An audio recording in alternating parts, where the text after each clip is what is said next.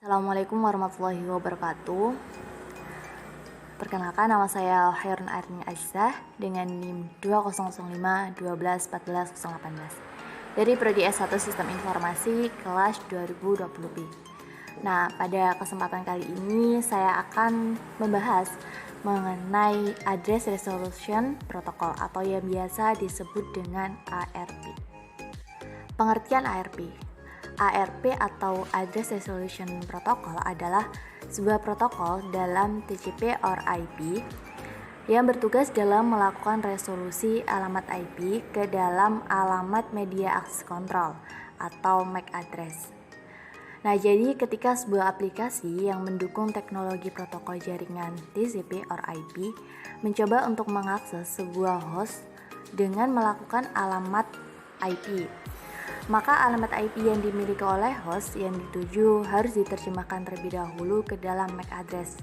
Nah, tujuannya supaya frame-frame data dapat diteruskan ke tujuan dan diletakkan di atas media transmisi, misalnya nih kabel, radio, ataupun cahaya.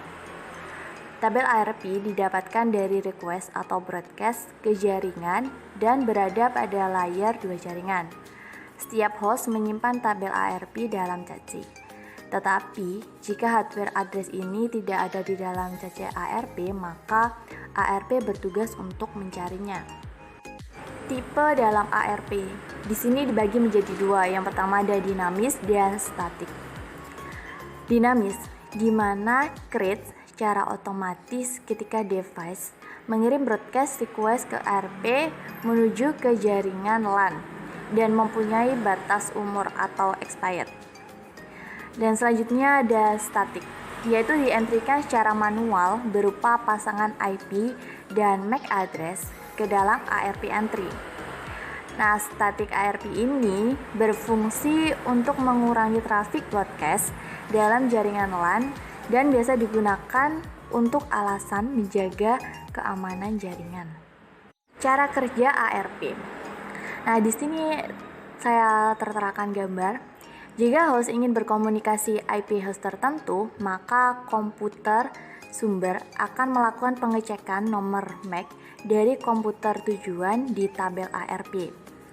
Nah, jika tidak ada tabel ARP yang ditemukan, maka melakukan ARP request secara broadcast. Nah, di sini juga ada contoh, misal ARP-nya belum ditemukan. Di sini ada no ARP entry found. Nah, di sini juga sudah terdapat gambar. Nah, misal nih, di PC1 dengan nomor IP 192.168.1.1. Nah, di sini ada sumber utamanya. Jika ingin mengirimkan pesan ke PC3 dengan IP 192.168.1.3, nah, PC1 ini dapat mengirimkan ARP request secara broadcast, tetapi hanya PC3 yang dapat mengambil IP requestnya, karena dalam PC2 merasa IP tersebut bukan miliknya.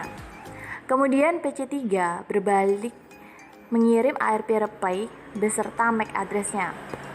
Setelah itu pada ARP tabel PC1 dan PC2 sudah terisi mapping IP dan MAC masing-masing lawannya.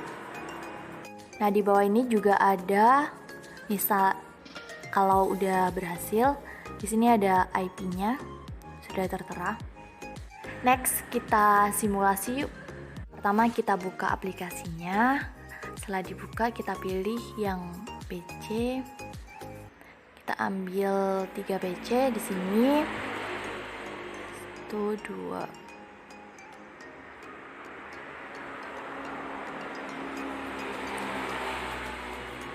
Nah, setelah itu kita rename terlebih dahulu.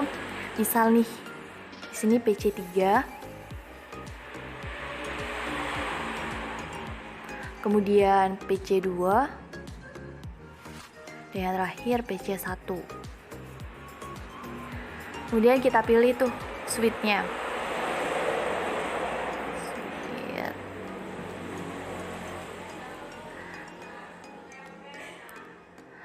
Nah, kemudian kita pilih tuh kabel-kabelnya. Sebenarnya terserah sih kita mau ambil kabel yang seperti apa, tapi di sini saya pilih yang otomatis. Nah, tinggal kita gabungkan aja dari PC1 ke switch.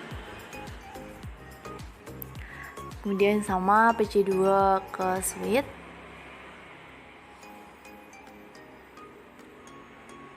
Dan PC3 ke switch.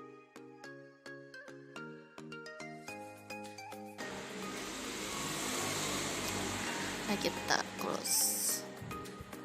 Kemudian kita coba lihat, kita kasih IP-nya, desktop, kita tulis nih 192.168.1.1, kemudian enter, kemudian close. Nah, PC2 sama dengan PC1, desktop, kita pilih IP 192.168.1.2, kemudian enter, kemudian kita close. Dan yang PC3 juga sama, desktop, kita pilih IP, kita tulis 192.168.1.3, enter. Nah, setelah selesai kita cek lagi tuh, kita coba di run command prompt, kemudian kita tulis tuh ARP strip A, kemudian kita enter. Nah, di sini ada tulisannya no ARP Android phone, jadi di sini belum ditemukan nomor IP-nya. Ini juga sama, kita coba ARP strip A. Nah, di sini juga terdapat tulisan no ARP Android phone, jadi di sini belum ditemukan ARP-nya. Kita tulis lagi ARP strip A. Nah, di sini juga belum ditemukan nomor IP-nya. Dan kita close. Nah, setelah itu kita coba simulation. Nah, kita pilih show all, kemudian edit filter. Nah, di sini kita pilih tuh yang ARP. Dan close.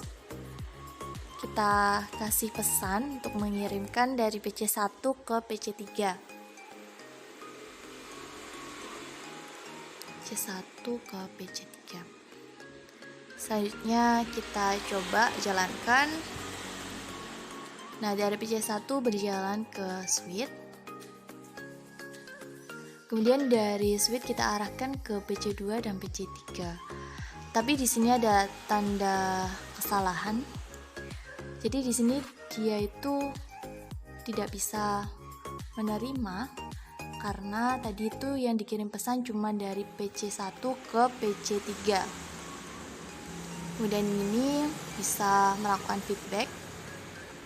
Kemudian kita close. Kita jalankan lagi. Nah, di sini yang PC3 bisa melakukan feedback ke switch, kemudian kita arahkan ke PC1. Nah, kalau ada tanda centang berarti kita udah berhasil. Nah, kemudian kita close. Kita cek tuh. Misal nih, ARP strip A. Nah, dia udah ada IP address-nya dari PC3 tadi karena dia mengirimkan pesan. Ada hubungan feedback. Di sini ada 92.168.1.3. Nah, kita cek nih yang PC2. IP strip A. Nah, di sini terdapat no ARP Android phone karena hanya PC1 yang mengirimkan pesan ke PC3. PC2 tidak mengirimkan pesan. Kita cek yang PC3 ARP strip A. Nah, di sini terdapat IP address-nya. Jadi di sini ada 192.168.1.1. Kemudian kita close. Dan dari saya, kurang lebihnya saya mohon maaf. Wassalamualaikum warahmatullahi wabarakatuh.